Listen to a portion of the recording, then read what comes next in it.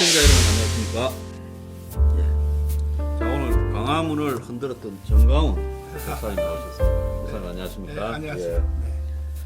예. 예, 우리 전 목사님하고 저하고는 상당히 오래 알고 있던 사이입니다. 오래됐죠. 예, 많은 사람들은 어떻게 저렇게 다른 두 사람이 만났나 이렇게 할지 모르지만 뭐 서로 길이 조금 방향이 달라도 마음속으로 굉장히 존경하고 있는 사이였습니다. 제가 도움을 많이 받았죠. 아유, 그래서 저는 전 목사님이 이 광화문에서 문재인 정권 때 이 조국을 지키기 위해서 헌신적으로 투쟁을 하셨고, 저는 또 유튜브에서 투쟁을 하고, 저도 또 때로는 길거리에서 싸웠습니다. 근데 오늘 이제 우리 목사님 모시고 제가 이렇게 하게 된 거는 뭐 간지 일회용 생방송을 하기 위한 게 아니라 이번 총선에서 현재 전망이 굉장히 암울해서 보수가 100석도 나오기 어렵다. 자, 이런 상황 속에서 어쨌든 한 200석 정도 압도적인 승리를 하기 위해서는 여러 가지 방법이 필요하다. 그런 고민 끝에 이제 제가 지난번 일요일 날 목사님 찾아뵙고 만나서 말씀을 드렸습니다. 그때 제가 목사님한테 이제 5+3 우리 혁명 20일의 과감한 개혁 정책을 목사님하고 또 더 나아가서 이 국민의 힘에 압박을 하고 그걸 받으면 전체 보수 진영이 힘을 모아서 이번 총선에서 승리를 하도록 하자. 그렇게 이제 말씀을 나누고 그래서 오늘 같이 하게 됐습니다. 자, 먼저 이제 목사님께 여러 가지 질문을 좀 드리고 하겠습니다. 목사님 지난 문재인 정권 때부터 시작해서 광화문에 수십만 명을 모으고 또 요 근래까지 윤 정권이 흔들릴 때 길거리에서 모았는데요. 그런데 이 역대 보수 정권의 이 목사님에 대한 예우가요.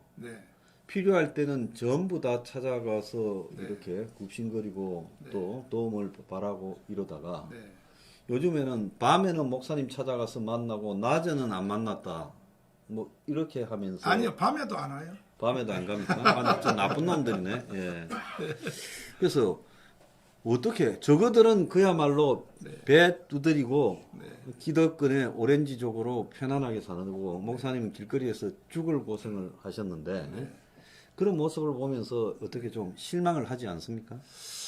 그러니까 저는 이제 3대 정부를 경험을 해보니까 뭐 자세한 내용은 말씀드릴 수 없지만 이명박 대통령도 저희들이 아니었으면 기독교계가 전폭적으로 몰빵 안 때렸으면 절대로 대통령 될 수 없었어요. 자세한 내용은 설명이 시간 관계상 못하고 박근혜 대통령은요. 선거 당일날 오후 1시에 2% 졌어요. 처음 선거에서 문재인한테. 맞습니다. 그때 선대본부장이 김무성이었었지 않습니까? 맞습니다. 김무성이 나한테 전화 와서 목사님 좀 살려주세요. 어떻게 살려줘? 목사님 외에는 해결할 길이 없습니다. 2% 집니다. 그럼 나라 망합니다. 그래서 왜 그런 일을 목사한테 왜 시켜? 그랬더니 목사님 따지는 건 나중에 따지시고 일단 나라부터 살려놓고 그 내가 임태희 비서실장한테 전화를 했어요. 정말로 2% 지냐니까 2% 지고 있어서 비상회의를 한대요. 청와대에서 이명박 정부 때. 아 이거 진짜구나. 그래서 내가 30분 기도하고 저도 목숨을 걸어서 그때 우리 조직이 340만이었어요. 그때 제가 청교도 영성훈련 하면서 30년 동안 만들어온 조직이 340만인데 전체 비상을 걸어가지고 뭐 이제는 시간이 지나니까 선거법원에 위반이 안 되니까 지금 공개하자면 사느냐 죽느냐 5시간 남았다. 빨리 나가서 나이가 50대 이상 된 사람 데리고 10명씩 데리고 투표장으로 가라. 이래가지고 해가지고 겨우 이제 51대 48로 이겼지 않습니까? 그러면 박근혜 대통령이 나한테 차라도 한 잔 사줘야 될 거 아닙니까? 그래서 말입니다. 그런데 목사님은 이래서 차를 좀 사주고 가끔씩 전화하고 또 가끔씩 청와대 불러서 식사나 하고 이렇게 자문을 듣고 이런데 만족하면서 나라 살린데 만족하시는 분이지 목사님이 뭐 배지 달라고 그러시는 거 아니지 않습니까? 목사님 국회의원 하실 겁니까? 아니 근데 난 정치도 안 하지만은 섭섭하긴 좀 섭섭하더라고. 왜 그러냐면은 선거 끝나면 이명박도 그렇고 박근혜도 그렇고 청와대에서 밥 먹으러 오는 사람들을 누구라고 그러느냐? 예를 들어서 중도에 있었던 사람들 있죠. 아무 생각도 안 하고 이쪽 저쪽 사이에 걸쳐갖고 여의도에 있는 있다가, 이영훈 예. 목사, 예. 또 사랑교회 오정연, 뭐 김상원 목사님, 대형교회 목사님들, 그 사람들은요 목숨 안 걸어요. 근데 그런 사람들 텔다가 밥 먹고 나는 한 번도 오라 소리 안 하는 거야. 그래도 나는요 섭섭함을 다 이기고 국가를 위해서 제가 이제 2019년도에 한기총 대표회장이 됐거든요. 예, 그때 문재인이가 대통령이 되는데 내가 그때 생명을 걸기로 한 것은 뭐냐면은 평창 동계올림픽에서 예. 간첩의 왕인 신영복을 내가 가장 존경하는 사람이다. 이렇게 연설을 하는데도 조중동도 반응이 없죠. 아무도 반응이 없어서 이건 내가 목숨 걸어야겠다. 그때 내가 한기총 대표회장이니까. 그래서 내가 시국 선언문을 발표했는데 우리 소장님에 대해서 내가 감사하는 게 하나 있어요. 내가 그때 시국 선언문을 발표하니까 한 주일 동안의 모든 종편의 토론 주제가 정광훈이야. 목사가 왜 정치에 개입해? 이거거든요. 예. 그때 저는요 보네퍼를 들고 나왔습니다. 예. 독일의 신학자 보네퍼. 예. 보네퍼가 독일이 히틀러한테 속을 때 보네퍼가 그때 사실은 유니온 대학에 교수하고 미국에서 있었는데 저 히틀러 저 새끼를 용서할 수 없다. 내가 죽여야 되겠다. 예. 그러니까 동료 교수들이 막 말렸거든요. 너 들어가면 죽어. 히틀러가 누군지 몰라?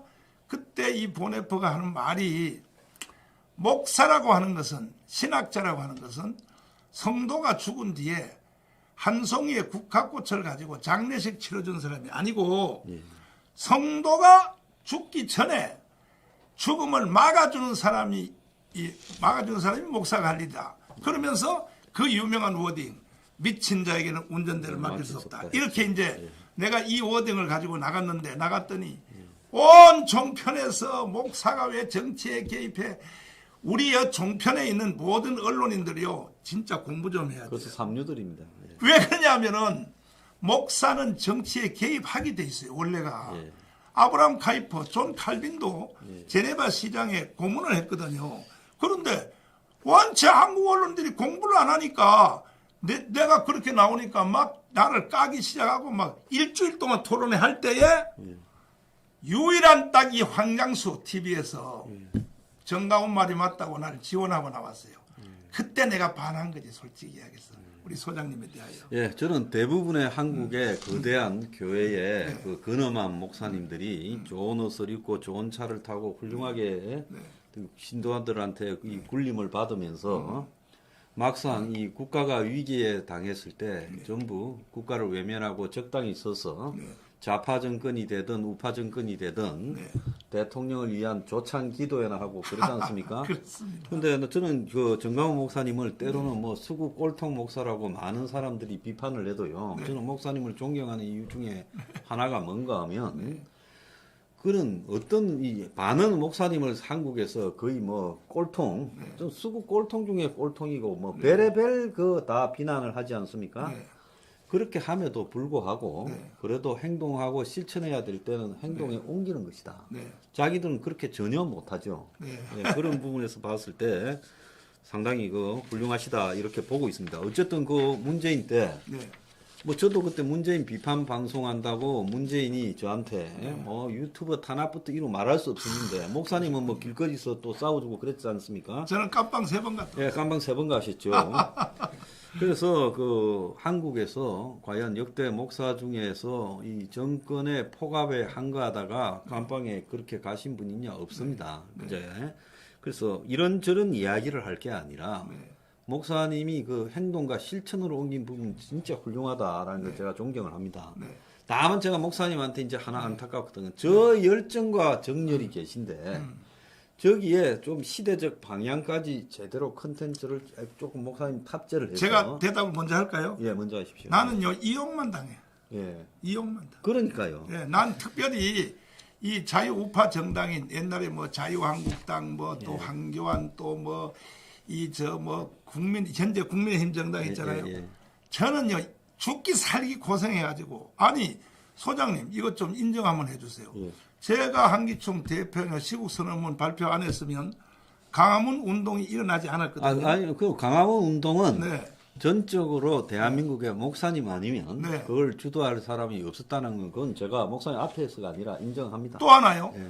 제가 강화문 운동을 해서 건국 후 최고의 사람을 모았는데 안 했으면 윤석열 정권 그다음에 정권 교체가 됐을까요? 안 됐을까요? 솔직히. 절대 안 됐죠. 안 됐죠. 예. 나는 소장님한테 인정받으니까 기분 예. 좋아. 그래서 네. 저는 목사님이 정치를 하려는 것도 아니고 그렇죠. 대통령을 하려는 것도 아닌데 네. 그런 어떤 정권 교체의 숱한 그 희생이 있고 난 이후에 네. 만약에 정권 교체가 되었다면 네. 그래도 우리 사회에 네. 이 자유민주주의를 지키는 데 공헌한 최고의 원로로서 네. 목사님을 대우하고 예우하고 네. 또 자문을 구하고 하는 것이 네. 이 정치권의 기본적인 자세인데 이명박도 그러지 않았고 박근혜도 그러지 않았고 지금도 지금도 또 마찬가지거든요. 그래서 그런 모습을 보면서 아 저분이 참으로 진짜 하나님이 주신 뛰어난 달란트를 네. 이 최선을 다해서 이 민중들을 위해서 쓰는데 네. 이제 그런 부분들을 갖다가 이 마치 이 꽃감 빼먹듯이 악용하고 이용하는 이 한국의 추잡한 맞아요. 보수 기득권 이 좌파들은요 네. 문익환인을 신처럼 모시고 아주 그 영리해요. 아들까지도 당 대표를 시키고 맞습니다. 온갖 그 집안 자체가 거의 신격화돼 있잖아요. 그래서 좌파들이 그 같은 목사지만 문익환 목사가 한 일과 정광훈 목사가 만약에 우파에서 한 일, 네. 문익환 목사가 좌파에서 한 일을 보면 네. 그건 서로가 같이 무게를 달 수 없는 역할을 했다고 그렇습니다. 봅니다. 사실. 네. 그런데 네. 좌파들은 모든 일에 거의 신적인 존재로서 대우를 하는데 맞아요. 그런데 이 우파들은 그런 이 필요할 때는 찾아와서 머리를 조아리고 이용을 하다가 네. 막상 세월이 따뜻해지고 배가 불러지면 네. 외면하는 저런 태도를 보면서 네. 이 좌파들은 그야말로 아주 촘촘한 네. 이해, 이익 공동체, 농공행상 이런 부분에 철저한데 네. 우파들이라는 것은 위기만 지나면 전부 각자 자기 배를 두드리면서 맞아요. 먹고 살기에 급하거든요. 네. 저는 윤 정권이 네. 과거에 겨우 이겼잖아요. 이번에 0.73%로 24만 표 차. 24만 표요. 네. 그때 초심으로 돌아가서 네. 정말 누가 윤석열을 만들었는가 네. 또 더 나아가서 지금 집권하고 1년 반 만에 굉장히 흔들리지 않습니까? 그렇습니다. 그래서 한간에서는 지금 지지율 가지고 또 총선에서 누가 누구를 지지할 거냐 지지율을 보면 15%에서 21%까지 지거든요. 네. 지난 21대 총선에서 8.5%인가 차이가 났는데 이 의석 차이는 72석인가 났습니다. 네. 그럼 현재는 100석이 안 된다라는 게 기정사실이에요. 네. 자 그렇다면 네. 오늘 목사님하고 저하고 이 힘을 모으기로 결단한 계기의 네. 이 핵심적인 이유는 네. 이 나라가 친북 기득권 좌파, 네. 저 민주당을 비롯한 주사파들에게 넘어가지 않도록 하려면 네. 과감한 사회개혁을 해야 된다고 제가 그 5+3이라고 안을 냈습니다. 목사님 보셨지요? 맞죠. 네. 그래서 원가 주택을 비롯해서 국가적인 그 보유가 요양 그리고 또 사교육 폐지, 공공적인 일자리 창출, 외노자 추방, 플랫폼 독자 핵개발. 네. 그래서 이런 것들을 우리가 과거에 지금 한 40년 전에 운동권이 자기 이론을 그대로 가지고 지금 변하지 않고 공룡처럼 버티고 있어요. 네. 근데 보수 또한 40년 전에 성장 시대의 이야기를 똑같이 하고 있어요. 그렇습니다. 근데 이제 저성장이 되고 오히려 마이너스 성장이 되고 양극화가 심해지고 젊은 사람이 희망을 잃고 저출산 고령화에 네. 점점 이제 못 사는 시대가 오는데 보수가 옛날 같은 이야기를 똑같이 해서는 안 된다고 저는 봅니다. 목사님 어떻게 생각하십니까? 일단은 이제 현실 문제에서 이번 총선에서 한 석이라도 지면 네. 저는 100% 연방제 통일로 북한은 넘어간다고 봅니다. 한 이제는 석이라도 다시는 보수가 내가 볼 때는 선거에 이기는 일이 없을 거라고 보고 있습니다. 국가 자체가 없어진다니까요. 예. 북한은 흡수된다니까요. 연방제로 북한으로 가게 돼 있고 그 이유는 왜냐하면 3대 좌파 대통령들이 가서 사인까지 하고 왔어요. 연방제 통일을. 김대중, 노무현, 문재인. 아니 서명까지 다 하고 왔거든요. 그 지금도 이것이 실현될 수 있어요. 바로 실현될 수 있습니다. 여의도에서 지금 저들이 170석에다가 또 무소속까지 또 정의당까지 합치면 180석 만들 수 있거든요. 저분들이 지금도 국회 결의안을 내서 북한의 국회가 최고인민회의라 그러더라고요. 그 사람들의 동일 숫자로 300명을 초청장을 국회에서 발의해서 국회의원을 초대를 한다. 초대해서 여의도에 와서 결의안을 딱 결의해버리면 연방제 오늘부터 대한민국 남북한은 연방제로 간다. 누가 맡겠습니까? 이것을. 그런데 이 우파 정당들이 정말로 멍청한 것이 왜 그러냐. 이러한 판도에 대해서 전혀 생각 안 하고 어떻게 하는지 줄서기 잘해가지고 공천권 특별히 경북 대구 그 영남 쪽에 국회의원들 줄서기 잘해가지고 다시 공천받아서 국회의원 4년 또 해먹으려고 이러니까 저는 뭐 속이 타고 그래서 한 석이라도 지면 대한민국은 없어진다. 그러니까 목사님만 이제 고심을 하고 속을 태우고 있는데 대부분의 우파의 리더라는 사람은 노블레스 오블리주. 그러니까 자신의 신분이 고귀할수록 지켜야 될 자신의 의무. 그러니까 나라를 북한의 손에 넘어가지 않게 지키고 한국에 있어서 종북 주사를 갖다가 척결해야 되고 이런 의무에 관심이 없습니다. 자기만 4년 국회의원 더 해먹고 혹 재수 좋으면 그 이상 대통령도 한번 노려볼까 요 생각만 다 하고 있거든요. 그렇습니다. 예, 그렇기 때문에 이제 이 진정한 애국 세력이라는 거는 이 선거에서 다수 국민, 지금 보수에서 마음이 떨어져 나간 다수 서민들, 삶이 굉장히 고통스럽고 힘들고 어렵거든요. 그 사람들한테 우리가 5+3라는 혁명적인 정책을 공약을 하고 우리가 국민의 힘 보고 그걸 바로 받아라는 것도 아닙니다. 원가 주택을 한번 시도하겠다. 그래서 시범 삼아 동사무소 위에서 원가 평당 700만 원짜리 주택을 지어가지고 도심에서 분양을 하겠다. 그 약속이라도 하라는 겁니다. 그런 식으로 이 사안들을 그렇죠. 노인을 갖다가 저렇게 현대판 고려장 시킬 게 아니라 노인들을 그야말로 국가가 공영으로 가는 원칙으로 하되 점점 공영 노인 요양병원을 갖다가 많이 만들겠다. 이 노인 요양병원 들어가려면 하늘의 별따기예요. 백 없으면 못 들어갑니다. 나머지 요양병원은 전부 돈벌이용으로 고려장 취급당합니다. 그리고 애들을 하나 낳아서 키우는데 이 교육비가 150만 원, 200만 원, 300만 원 합니다. 사교육비가. 어제 정경련에서 한경협에서 발표를 했는데 사교육 때문에 애 안 놓는다고 발표했어요. 그래서 이런 것들을 우리가 국가의 공교육 내부로 흡수하자. 어제 정경련도 저하고 똑같은 소리 했더만요. 어제 윤석열 대통령이 뭐라 했습니까? 플랫폼 독점을 갖다가 타파하겠다고. 우리 거 뺏겨갖고 그대로 하잖아요. 예? 자, 앞에 얘기를 내가 또 저 근본 얘기를 먼저 또 정리를 하자면 우리 한국 교회는요. 무조건 그냥 몰빵 때렸어요. 저 이승만 때는 이거는 자유당. 또 박정희 때는 공화당. 그다음에 전두환 때는 민정당. 그다음에 뭐 자유한국당 그다음에 뭐 한나라당 해서 그러니까 무조건 무조건 도와주는 한국교회는 무조건 몰빵 때렸는데 그래가지고 겨우 나라를 유지시켜서 해왔더니 이게요 보니까 이 정치인들 기존 정치인 세력들이 저는 그래서 이승만 대통령은 뭐 별 말이 다 있어도 건국한 사람이니까 이승만이 없는 대한민국은 존재 자체가 불가능하니까 시대의 사명을 다했다고 치고 박정희 대통령은요 정말 보릿고개 해결하고 뭐 독재를 했든지 말든지 간에 좌우를 넘어서 평가를 해야 될 그렇죠. 했는데 그 후에 사람들에 대해서는 혹시 서울대 다니며 민주화운동하다 깜빵 안 갔어요? 저는 주사파나 NL을 안 했기 때문에 안 했고요. 예, 몇 번 잡혀갔지만 깜빵에 갈 일은 없었습니다. 그랬어요? 왜냐하면 주사파나든지 그런 조직 활동, 지하 활동을 안 했으니까. 그러셨구나. 그래서 이승만, 박정희, 이승만이가 나라를 설계하고 박정희가 일으킨 나라가 대한민국인데 그 후에 정치인들은요. 내가 좀 웃는 말로 하자면 내가 해도 그보다 더 잘하겠어. 내가 볼 때에. 그 전두환 대통령에 대해서 또 말이 많은데 사실 지금 장례식도 못 하고 있잖아요. 그건 아니죠. 저는 그건 아니라 봅니다. 그렇죠. 예. 유골을 지금 장롱에다 지금 보관하고 있는. 아무리 뭐 서울의 봄인가 하는 영화가 유행을 하더라도 그분도 또 그 나름대로의 역사에 장단점이 있는 분이고요. 또 그분이 여러 가지 비판을 받더라도 그렇게 해서는 안 되죠.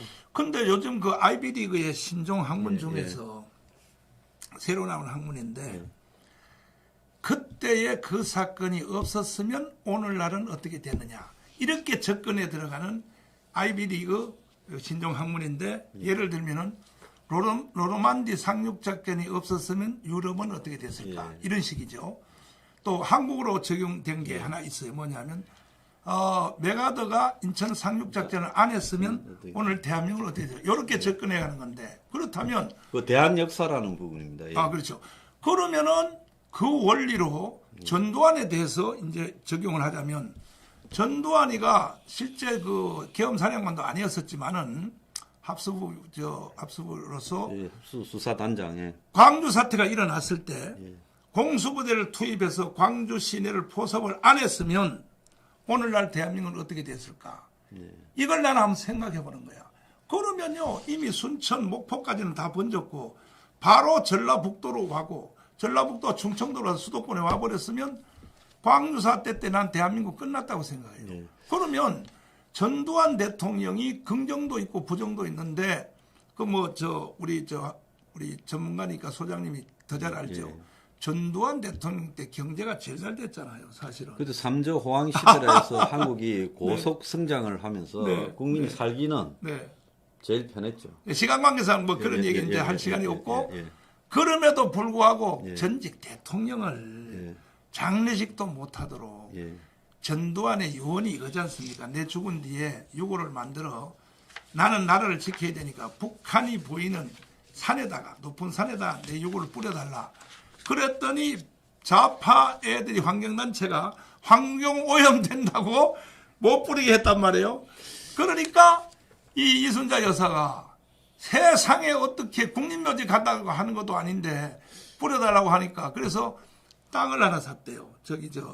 대성동에다가 거기다가 이제 북한을 보는 지킨다고 했더니 또 동네 주민들이 또 들고 일어났다면서 또 좀 빨갱이 주민들이 그러더만요. 그렇죠. 그래가지고 지금도 유골합을 장롱에 보관하고 있는 이런 나라가 도대체가 이게 저는 뭐 다른 건 떠나가 역대 대통령 중에 도둑질 안 해먹은 놈 없습니다. 액수의 다가의 문제지요. 그런데 도덕과 양심에서 액수의 다가가 중요합니까? 역대 대통령 중에서 민주주의 탄압 안 한 사람 없습니다. 좌든 우든요. 맞아요. 문재인 때 황장수 엄청 탄압당했고 노무현 때 엄청 탄압당했지요. 저는 깜빵 3번 갔어요. 네, 그렇기 때문에 역대 대통령이 다 도둑질 해먹었고 다 민주주의를 탄압했어요. 자, 그런데 한쪽은 이 완전히 악마처럼 만들고 한쪽은 거짓을 하고도 한쪽은 마치 민주주의의 화신처럼 만드는 이 위선. 특히 문재인이가 북한의 능라도 경기장에 가가지고 말입니다. 남쪽의 대통령이라고 하면서 나라 이름도 말 못했잖아요. 기가 막히죠. 자, 그런 걸 대통령이라고 할 때 그때 고생을 얼마나 하셨어요.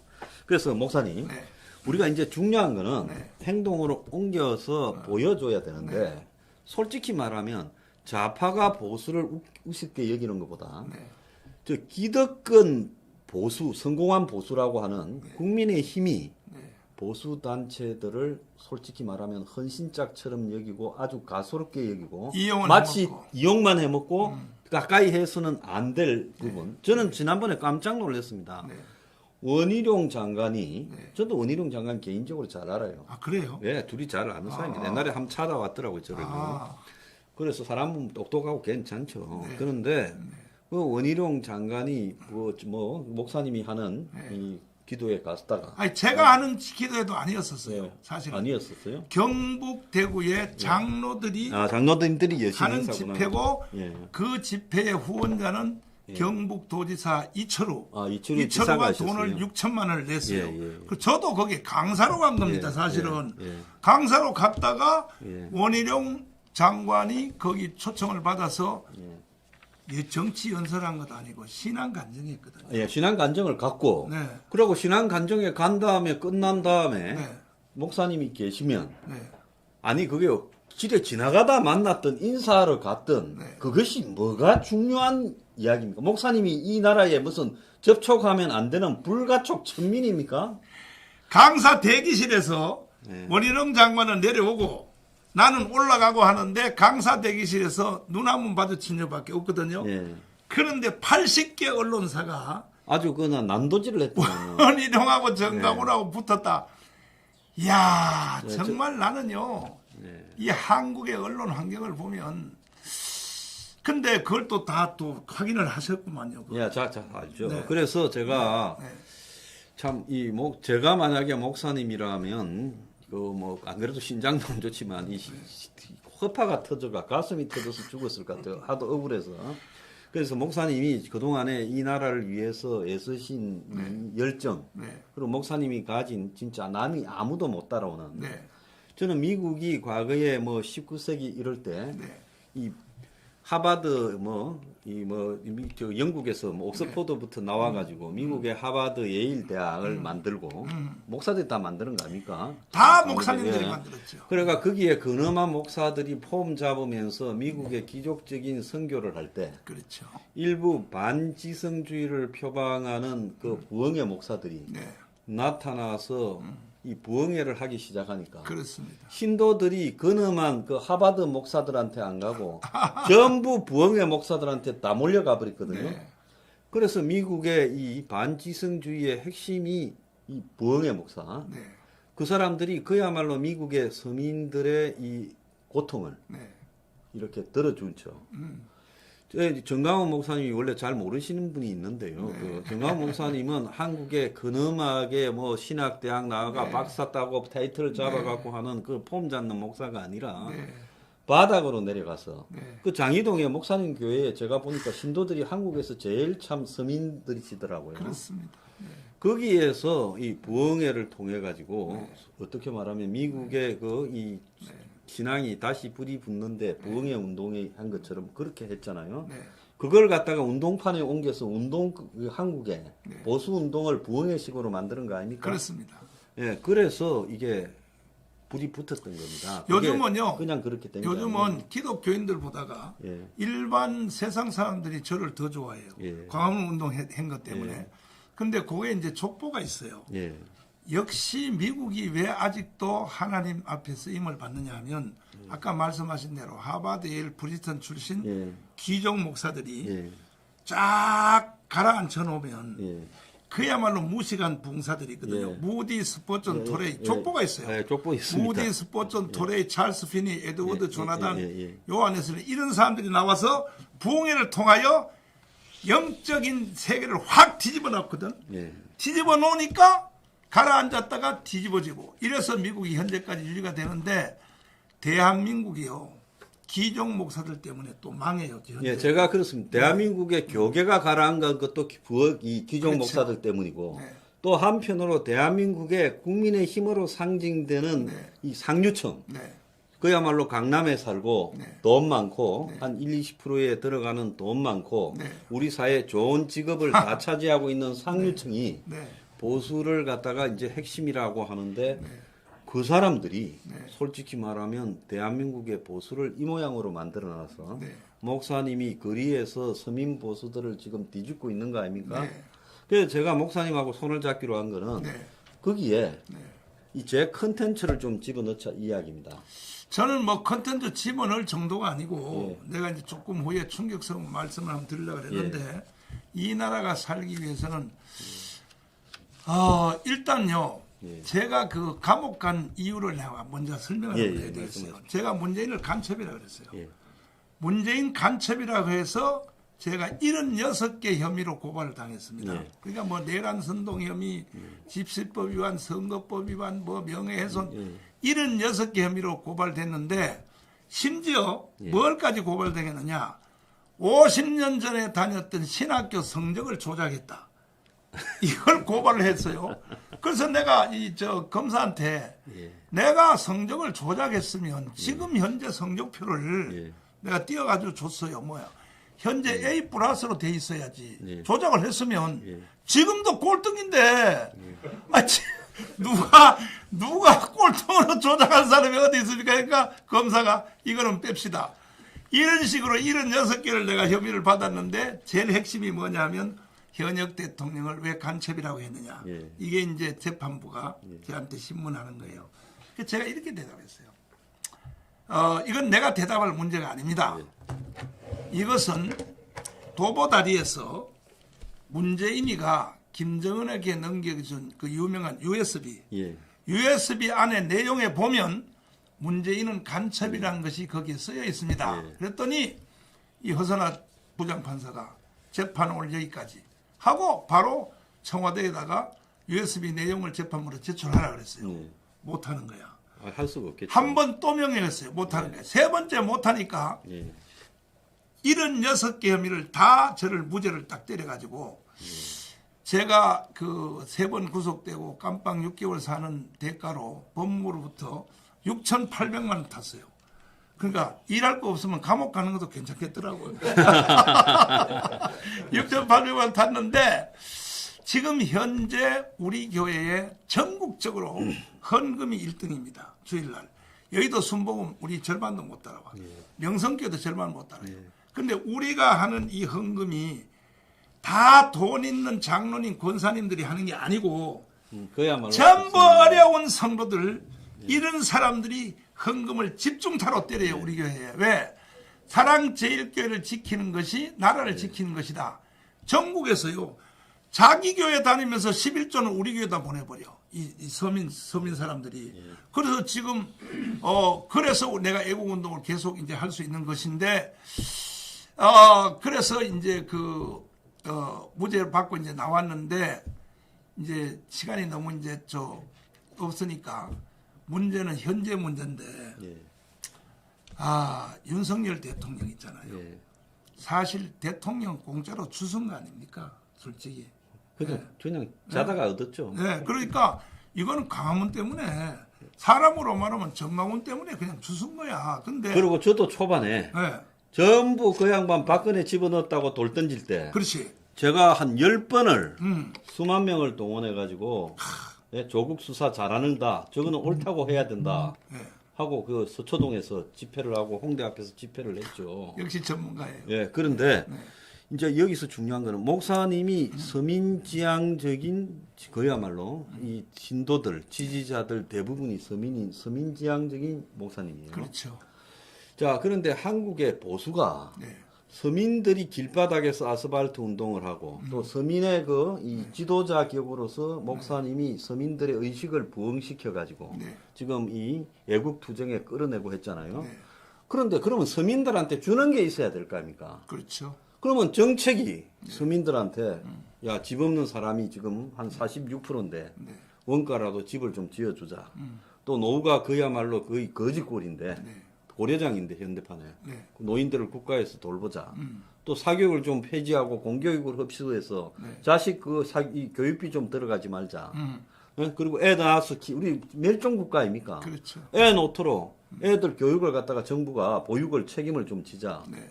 그리고 외노자들이 우리 자리 다 뺏어가는데 외국인 노동자들 좀 참. 못 들어오게 하자. 기가 막히죠. 예, 플랫폼이 지금 동네 이 상점들을 다 잡아먹고 네. 이러는데 그 플랫폼 좀 규제하자. 네. 또 무엇보다 중요한 거는 핵을 독자 개발해서 네. 이제 가야 되는 거 아니냐. 이런 주장을 우리가 하고 있잖아요. 그 목사님 제 주장에 대해서는 이의가 있습니까? 일단은요. 예. 저는 윤석열 대통령이 예. 이게 검찰총장 출신이라서 예. 좀 들으면 섭섭할지 모르지만은 예. 정치에 대해서 몰라. 윤석열 뭐 대통령. 본인도 솔직히 말하면 살아온 게 막 네. 대부분이 기득권이죠. 그러니까 예. 정치를 모르시니까 예. 사람 임명도 제대로 못하는 거예요. 예. 내가 이걸 객관적으로 말씀을 드리면 48%로 24만 표 차이로 48% 대통령 우리가 만들었잖아요. 사실 예. 광화문이 맞는 거 아닙니까? 예. 우리 소장님도 같이 운동했지만은 그러면 이제 지지율이 사실은 한 60%는 돼야 되거든요. 예. 그런데 35% 이하로 내려가 있단 말이에요. 그 왜 그런다고 보십니까? 저는요, 첫째, 사람을 제대로 못 본다고 생각해요. 제 1번 책임이 누구냐? 김기현이에요. 예. 2번이 누구냐? 장제원이에요. 예. 그래서 장제원과 강력하게 때렸어요, 제가. 쫓아내라. 그 옆에서 이제 어떻게 보면 네. 이 또 다른 권력을 호가호위해서 취하는 사람들이 많았죠. 아니, 속된 말로 대통령은 우리가 만들어 놓으니까 또 이것들이 장난치고 앉았단 말이야. 그래서 강력하게 때려서 이제 쫓아냈는데 문제는 쫓아낸 것이 문제가 아니라 대안이 있어야 되거든요. 예. 다시 말해서 지금 당장 급한 게 총선이잖아요. 예. 총선을 어떻게 해야 이기는지에 대하여 예. 생각하는 사람도 없어요. 저 국민의힘 정당은 이 지금 저 소장님이 말씀하는 거 있죠. 예. 아이디어. 예. 이런 거요. 생각도 안 해요. 저 사람들은. 그리고 한국에 네. 이 보수의 지식인, 보수의 교수, 보수의 연구원. 네. 그래서 시간이 남아서 이런 일들을 충분히 고려하고 이 대안을 낼 수 있는 사람이 다 이런 거 안 하고 권력 옆에 붙어서 어디 자리나 하나 들라고 쫓아다녀요. 그러니까 네. 제가 이 목사님하고 의논해서 저희들 만드는 이 안을 네. 우리가 목사님하고 저하고 같이 들고요. 네.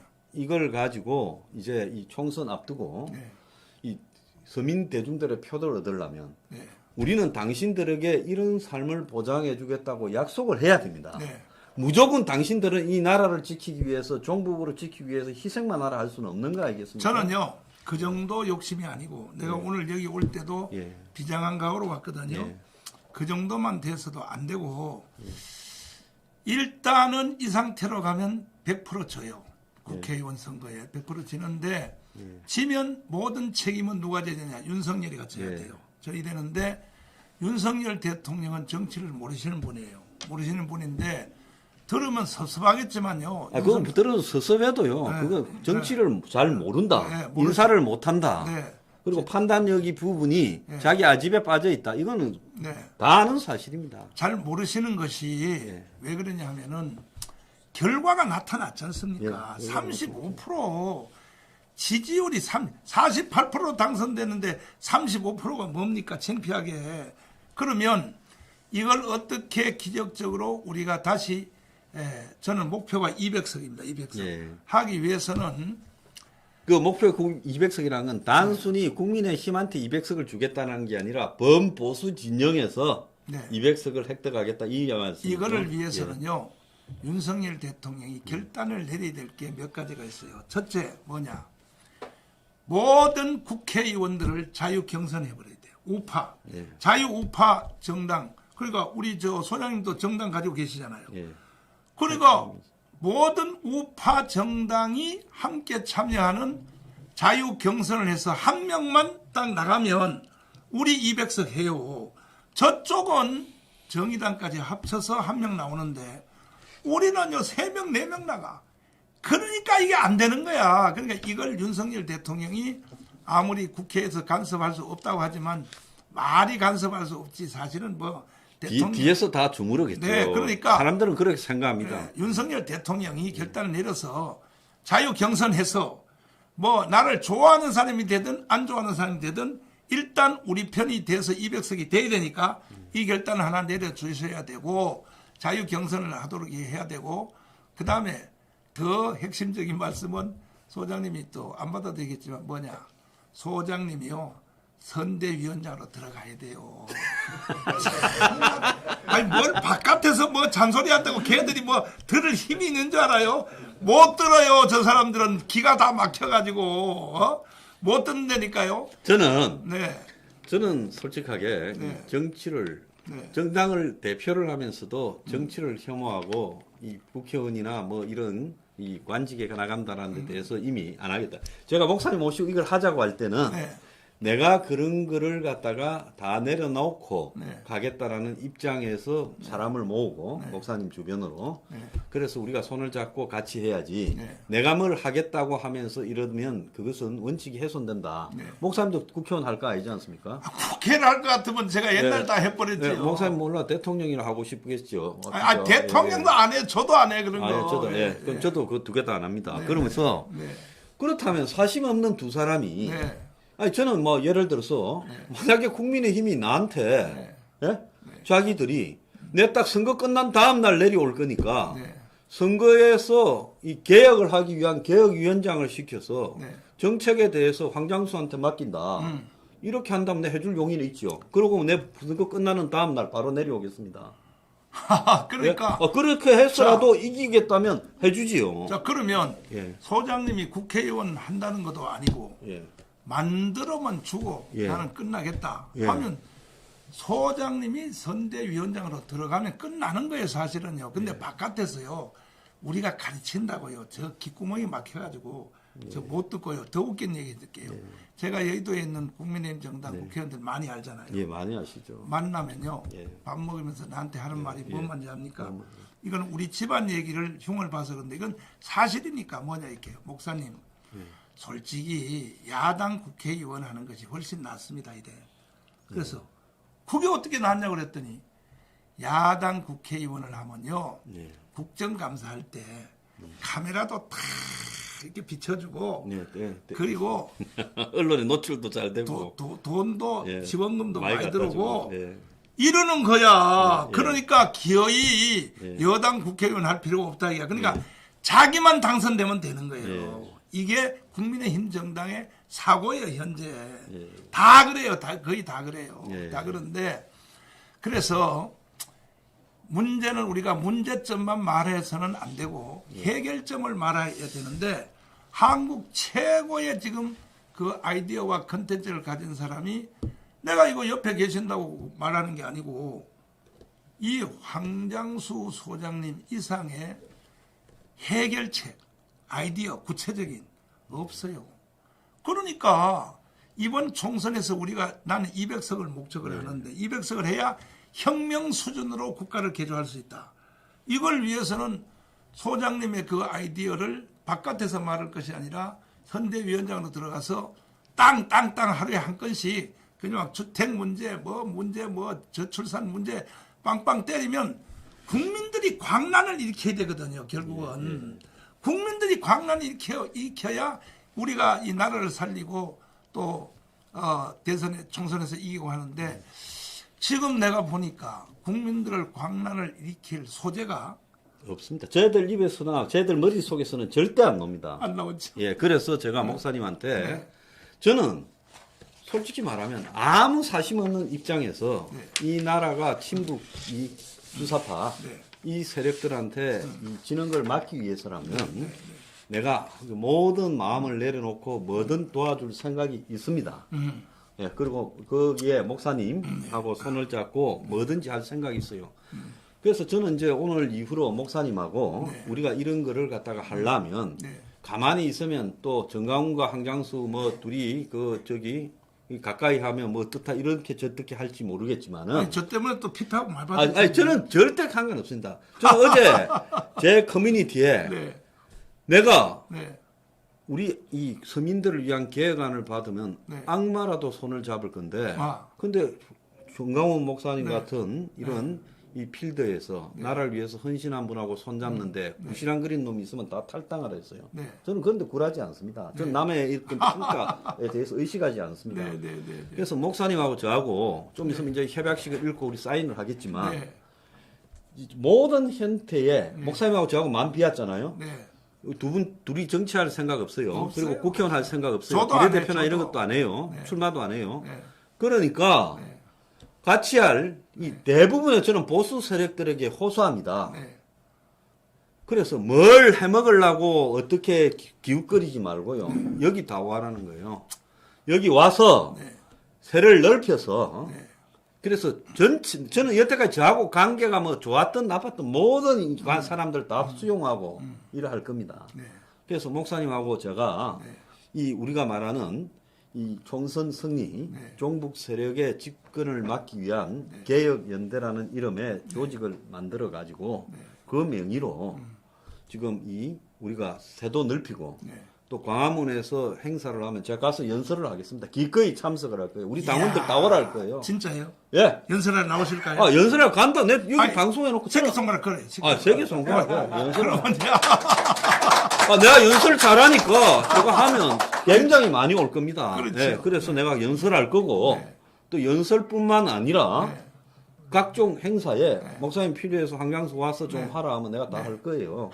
예, 그래서 이제 이걸 통해 가지고 국민의힘이 목사님이 주장하시는 그 전 지역구의 자유 경선과 또 한편으로는 제가 주장하는 5+4, 3, 그 서민을 위한 개혁 정책 두 가지를 갖다가 국민의힘이 수용을 하면 전적으로 저하고 국민의힘하고 뭐 옛날엔 제가 가서 강연도 여러 차례 했어요. 그런데 이 사람들이 저거가 좀 잘못된 길을 가니까 뺐다간데 전적으로 도와줄 생각이 있다.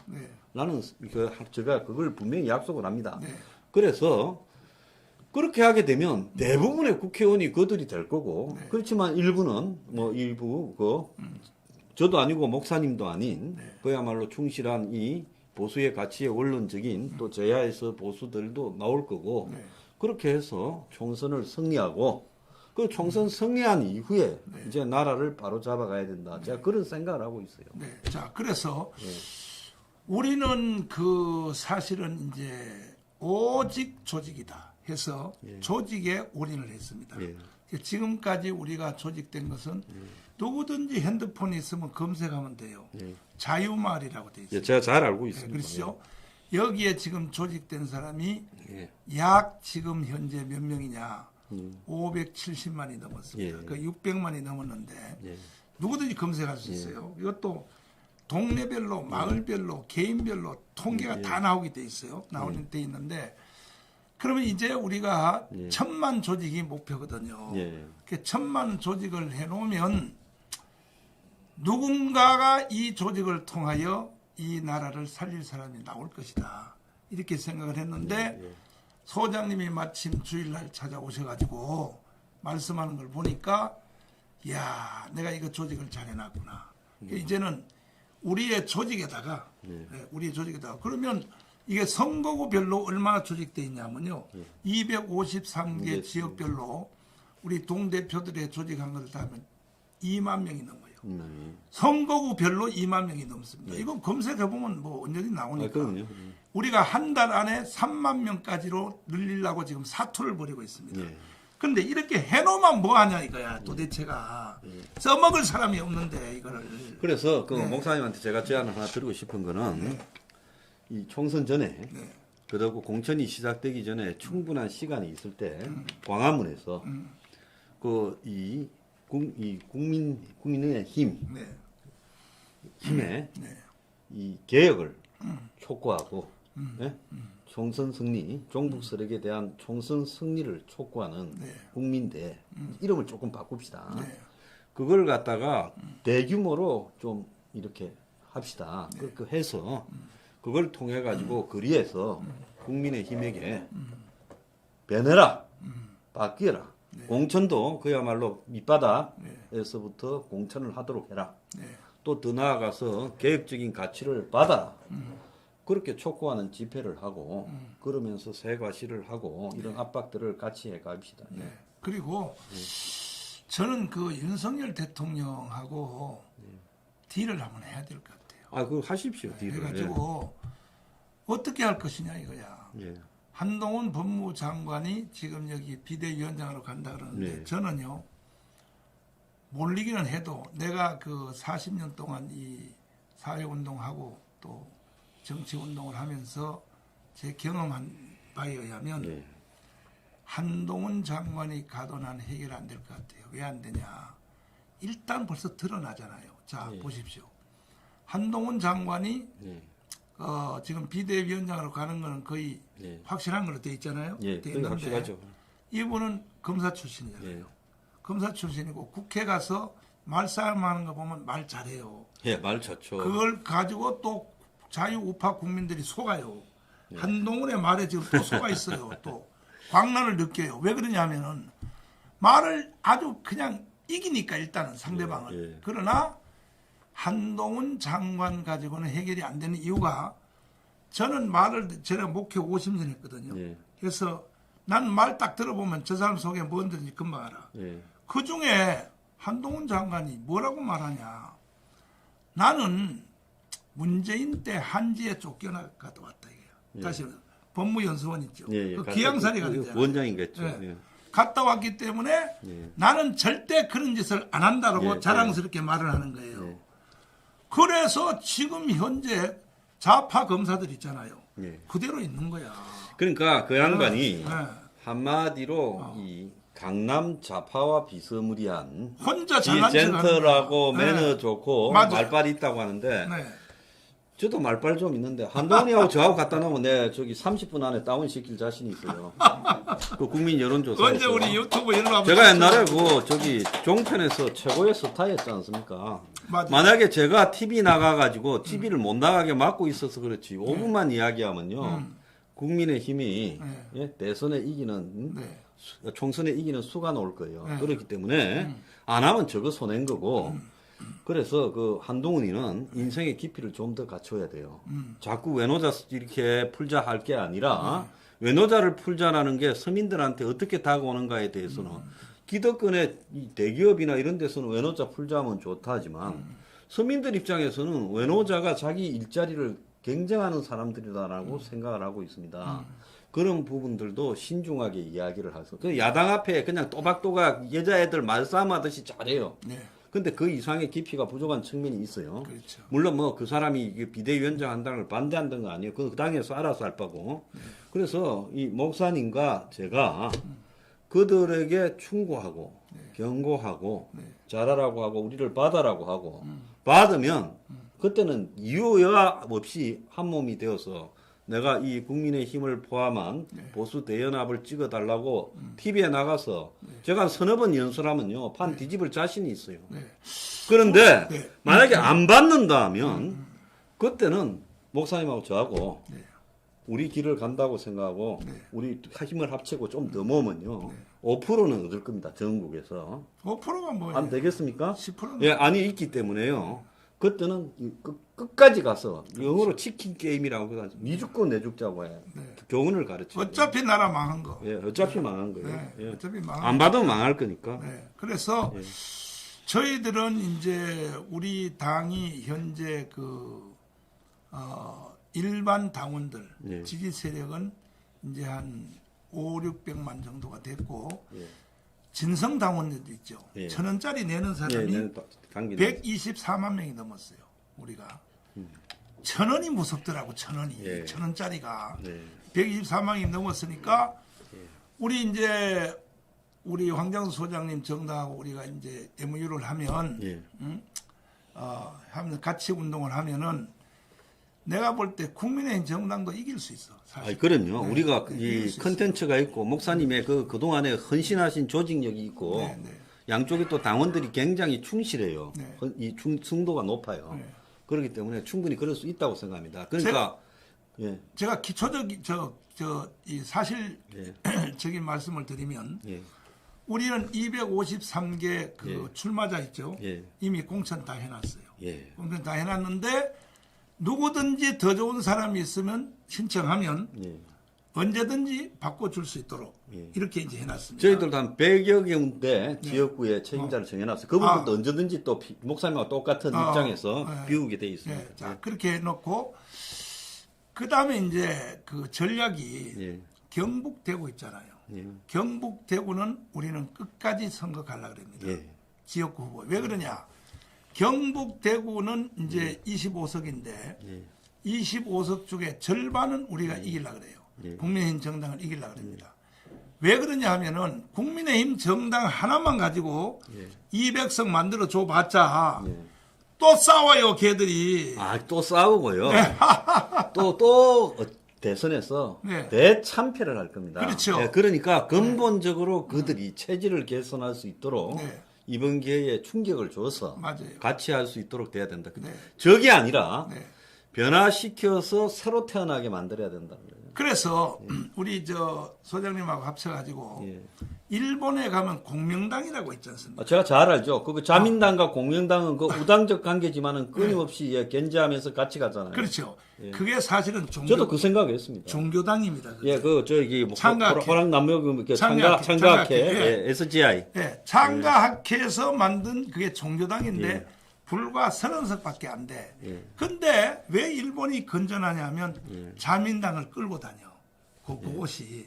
그럼요. 그래서 작은 숫자지만 자민당을 견인하고 있죠.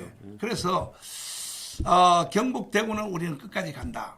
가서 우리는 절반을 먹는다. 그다음에 호남 있죠.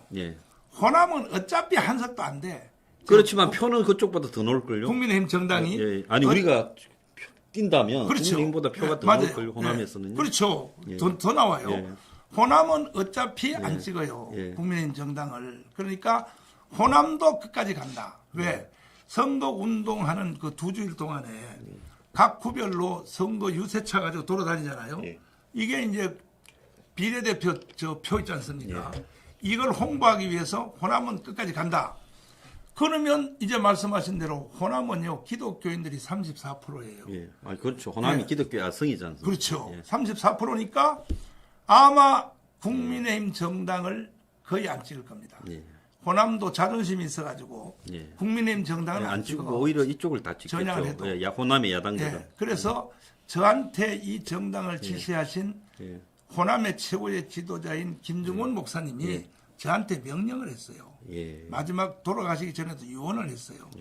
전 목사 힘들지만 끝까지 이 정당을 예. 저 추진하라. 왜?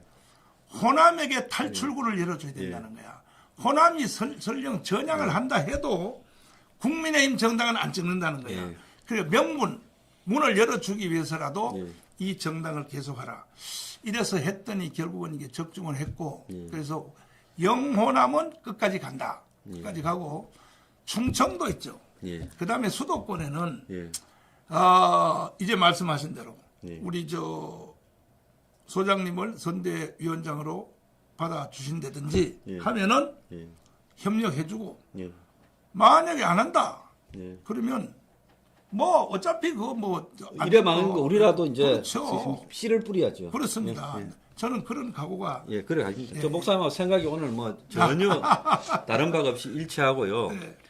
그동안에 일단은 그 예. 소장님이 그동안에 쭉 저 해놓은 거 제목적으로 예. 몇 가지 예. 한번 쭉 한번 저 설명을 한번 해주시면 이제 여기 예, 저희들이 그 지금 했던 부분은 뭐 제 머릿속에 다 있으니까요.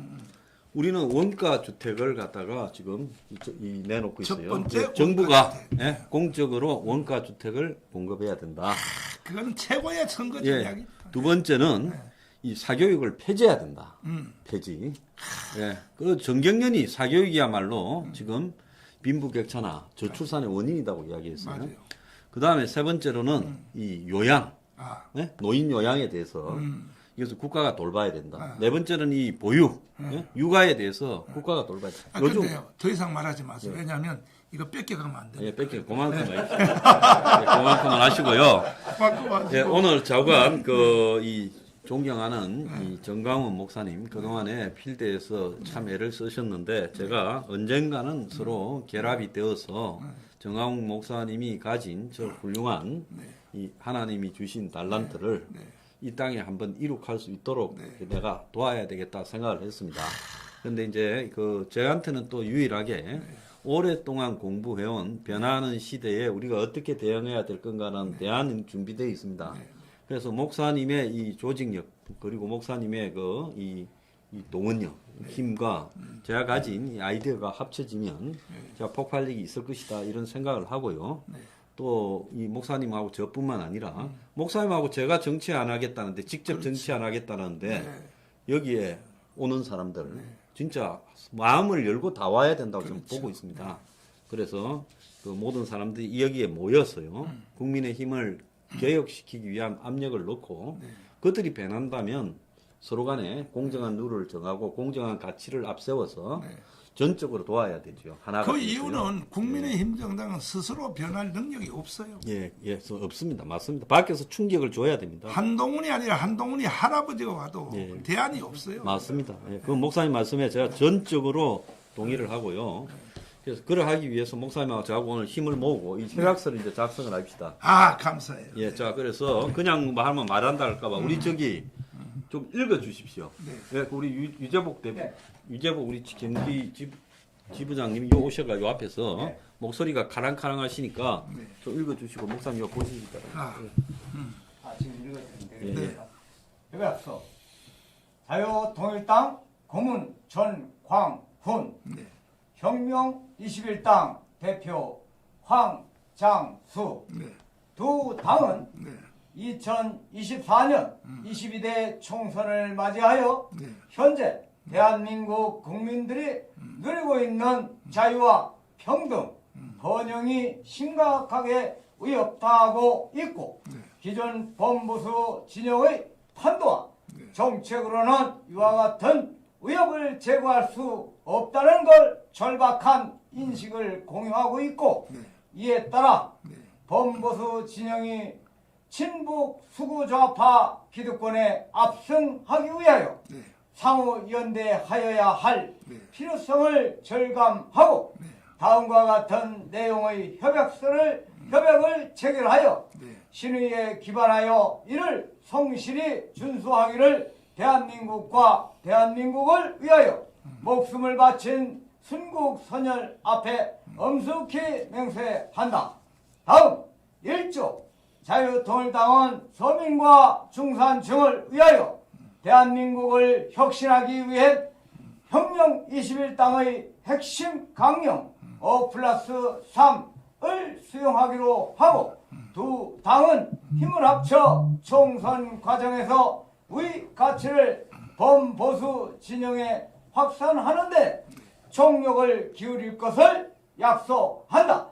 제2조 두 당은 2024년 22대 총선에서 혁명 21당의 핵심 강령인 5+3을 함께 추진한다는 공동의 목표를 실현시키기 위하여 총선 공약 및 정책 개발, 후보자 공천, 선거운동 등에 있어 연대한다.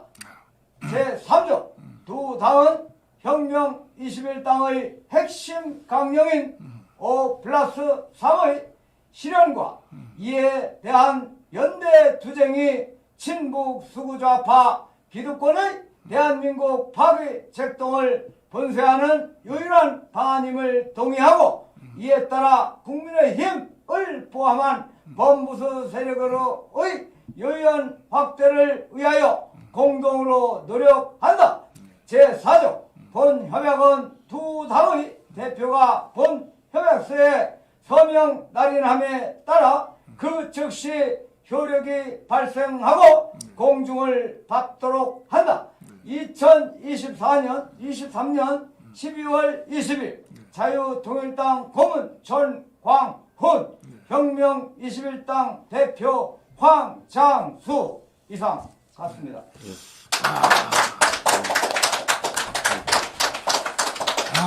이게 감동적으로 잘 만들었습니다. 제일 마음에 드는 게 혁명자가 들어가서 아주 마음에 싹 듭니다. 제가 먼저 설명해도 될까요? 두 분이니까 한 분씩 가지면 됩니다. 예. 네, 제가 여기 좀. 네.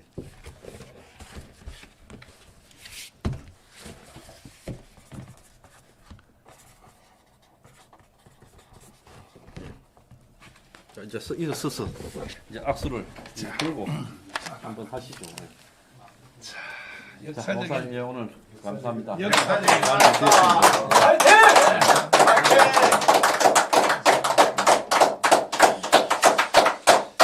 자, 그러면 이제 언제 예. 너하라 TV에도 한번 예, 오셔가지고 당연히 가야죠. 네. 예, 불러주십시오. 예. 설명을 좀 잘 예, 해주셔서 제가 최선을 다해 설명하도록 하겠습니다. 너무 저 이 아이디어가 좋으시고 예.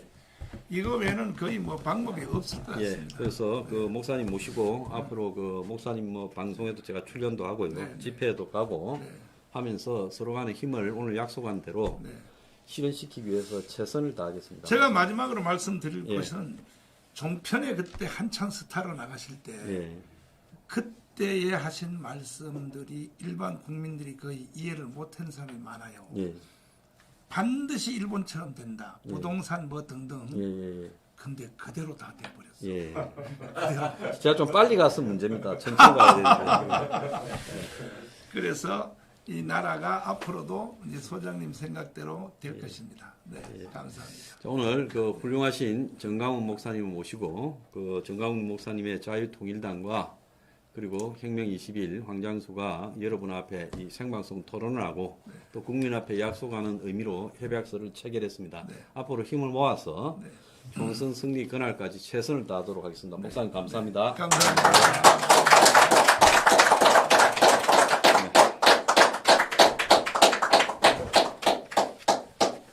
아이고 감사해요. 아유.